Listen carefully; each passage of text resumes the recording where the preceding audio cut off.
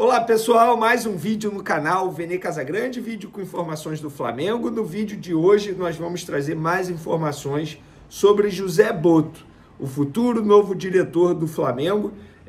Vai ser anunciado após ele encerrar a passagem dele pelo clube croata, que ele está finalizando os trabalhos depois do dia 20, e tem chegada prevista ao Rio de Janeiro para o dia 26, ele que será o diretor. Ele foi escolhido por BAP, novo presidente do Flamengo. E aí a gente vai trazer para vocês aqui um perfil do José Botto. Resgatamos uma entrevista que ele deu, ele falando sobre futebol, o que ele pensa sobre futebol. E é uma entrevista muito boa. Já já a gente vai mostrar para vocês as palavras de José Botto, o futuro novo dirigente do Flamengo. Tem também papo de Fabrício Bruno no West Ham novamente. Será que procede? Falaremos sobre isso. Tem atualização sobre Pulgar, Pedro falando sobre a sua recuperação, isso tudo e muito mais no vídeo de agora. Mas antes gostaria de pedir para você se inscrever no canal, dar o like no vídeo, ativar a notificação, compartilhar o vídeo com os amigos, com as amigas e ajudar o canal Vene Casagrande crescer cada vez mais. Conto com a sua colaboração. Qualquer ajuda será super bem-vinda. Se quiser dar uma moral naquela caixinha de fim de ano, tem o Pix aí na descrição. Vamos para as informações. É o seguinte, só uma atualização, nem sei se eu falei isso em vídeos anteriores, mas o BAP, novo presidente do Flamengo, ele convidou o Rodrigo Toches, que foi VP de Finanças, tanto na gestão do Eduardo Bandeira de Mello, quanto na gestão do Rodolfo Landim. Ele convidou o Toches para ser o CEO da sua gestão, e o Toches ainda não respondeu, tá bom? O Toches está analisando por conta de família, enfim, compromissos pessoais, tem também o trabalho dele, porque ele trabalha numa empresa, enfim. Ainda não deu a resposta ao BAP, mas o BAP quer o Rodrigo Toches para ser o seu CEO. Vamos falar de Pedro, porque hoje está rolando a despedida de Adriano no Maracanã. É o Flamengo Legends, contra jogadores que passaram pela Inter de Milão, que jogaram com o Adriano na Inter de Milão. É um evento que está recheado de craques do futebol, Ronaldo Fenômeno, o Zico está lá, Romário, enfim, tem muita gente que fez história não só no futebol brasileiro, mas no futebol mundial. E o Pedro passou por lá, e na zona mista ele falou sobre a recuperação dele. Abre aspas para o atacante do Flamengo. Estou recuperando, tem 3 meses e meio desde a cirurgia. Graças a Deus está bem avançada a recuperação. Mas a gente sabe que não dá para antecipar a volta por causa da cicatrização. Estou tratando para voltar mais forte. Fecha aspas. Pedro, que tem um longo processo de recuperação ainda, foi o que ele falou aí, está adiantado, mas ainda não dá para planejar uma data, um mês de retorno para o atacante do Flamengo, que fez muita falta na reta final da temporada, ele que se lesionou em setembro em um treino pela seleção brasileira. Vamos falar agora de mercado da bola, porque hoje no Twitter voltou a bombar aí, eu confesso que eu nem sei quem noticiou isso, e se alguém noticiou, não sei se foi só boato de Twitter. Quando eu falo alguém, é algum jornalista, tá? Ou se foi apenas boatos entre os torcedores, a famosa Flá TT. Mas estão dizendo que o West Ham está querendo novamente o zagueiro Fabrício Bruno. Isso, até onde eu sei, não procede. Pelo contrário, apurei com pessoas que fazem parte do lado do West Ham, tá bom? Eles não estão buscando um zagueiro nesse momento, não procede. De fato, eles tentaram o Fabrício Bruno, vocês sabem muito bem da história. No fim das contas, o Fabrício Bruno não aceitou a proposta salarial do time inglês, mas nesse momento não tem nada novo em relação ao Fabrício Bruno. É um jogador que pode sair nessa janela de transferência? Sim, é um jogador que pode sair. A antiga gestão, quando eu falo antiga gestão, ainda é atual, né? Porque é do Rodolfo Landim, porque ainda não teve a posse, mas a gestão Rodolfo Landim pensava sim negociar o Fabrício Bruno nessa janela de transferência, caso vencesse a eleição. Obviamente, o jogador, junto com seus representantes, vai conversar com o BAP, o novo presidente do Flamengo, para tentar alinhar essas situações. Só que não tem como o jogador fazer nada, nem o empresário do jogador, porque o BAP ainda não assumiu. E não teve o processo de transição, e eu vou sempre bater nessa tecla. Não teve, porque o Rodolfo Landim não colaborou até o momento. Ele só vai fazer o processo de transição após a posse, que está marcado para o dia 18. O que é uma pena, porque é o Flamengo que está perdendo. Não é o Landim, não é o BAP que está perdendo, não é ninguém que está ganhando. É só o Flamengo que perde.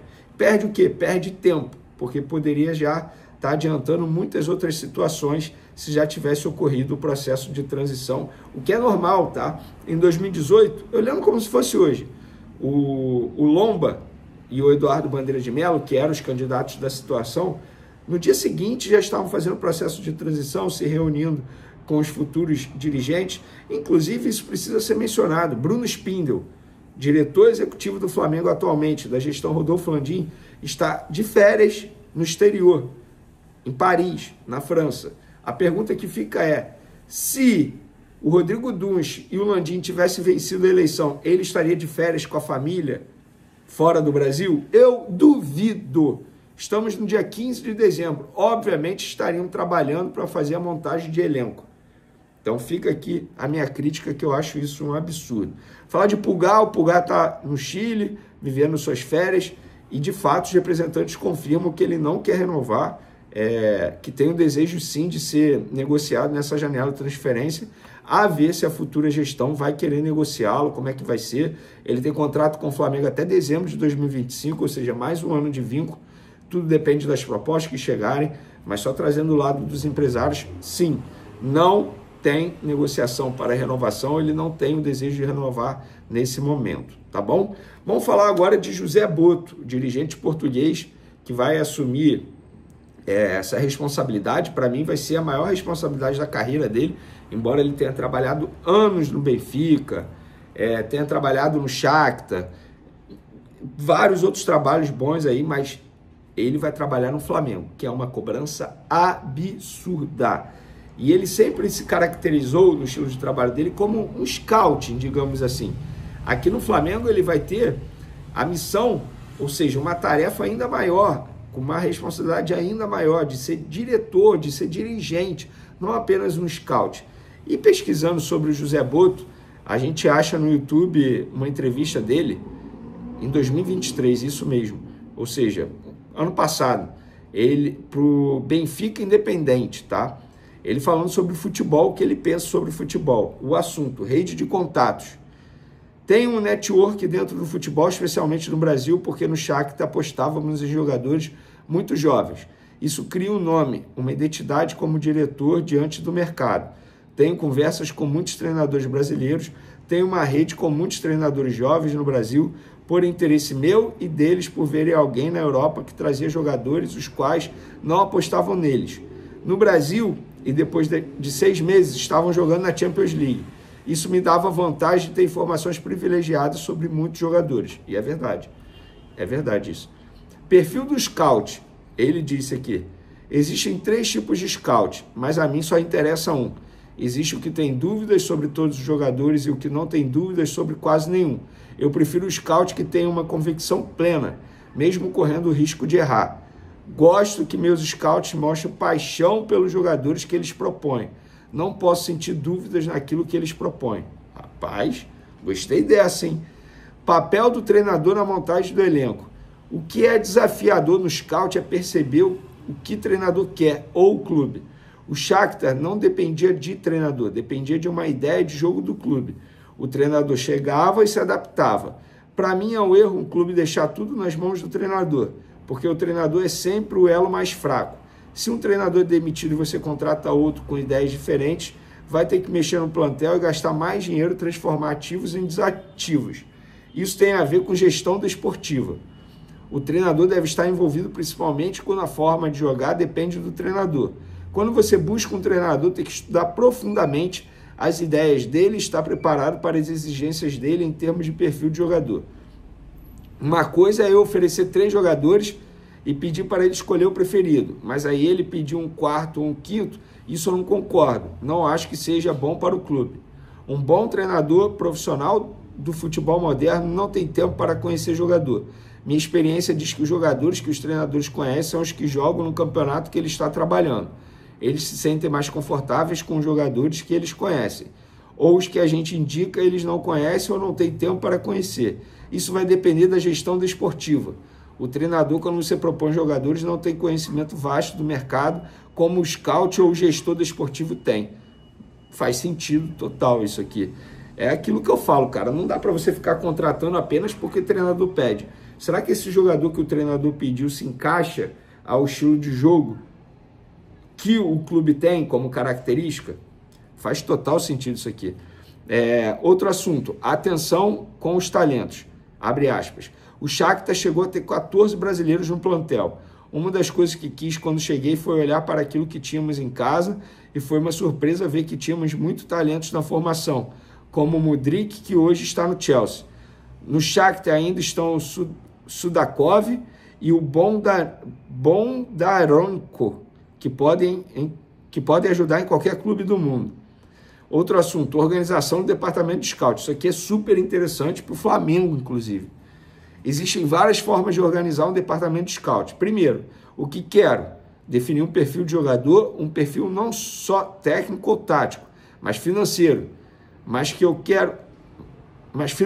Para que eu quero um jogador, também um perfil de até onde podemos ir. Depois podemos fazer de várias formas. Definir os mercados prioritários, de 4 a 5. Um clube português, por exemplo, mais facilmente chega à Argentina, Brasil, Uruguai, Bélgica, Holanda. Aí definimos esses como os principais, o mercado A, e temos que conhecer esses mercados a fundo. Depois definimos o mercado B, que não são tão apelativos para nós e não precisamos seguir tão atentamente. Num clube português não preciso conhecer tão a fundo o mercado alemão. Não quer dizer que não olhe para esse mercado, mas olho com outros olhos. No mercado C, as informações vêm de pessoas externas e eu vou checar. Tem que estar atento e ter informações, mas não precisa acompanhar o campeonato israelita. Tem que ter informações nesses países para que elas cheguem rápido e você cheque. É verdade isso. Inclusive, o Flamengo, por exemplo, agora está explorando muito o mercado africano. E eu acho que é um bom mercado para se explorar. Eu lamento muito essa gestão do Landim não ter explorado muito o mercado sul-americano. Tem vários bons... Cara, o Rodrigo Garro, por exemplo, que hoje se destaca no Corinthians, foi oferecido várias vezes ao Flamengo. E o Flamengo nunca demonstrou interesse. E hoje está se destacando no Corinthians, para mim, sendo o principal jogador custo-benefício, tá? Para a equipe paulista. Então, esse aí é um pouco do que pensa o José Botto sobre o futebol. Eu, particularmente, estou muito animado e otimista para ver esse português trabalhando no Flamengo. Todo mundo elogia muito o trabalho do José Botto. Se vai dar certo ou não, gente, isso só o tempo dirá. Mas que o BAP está começando bem essa gestão, está sim, está mirando alto, tentou um grande profissional do Palmeiras, não conseguiu êxito, a ver se ele terá um plano B agora. Valeu, galera, uma ótima semana para todos vocês, beijo, abraço, tamo junto, fui!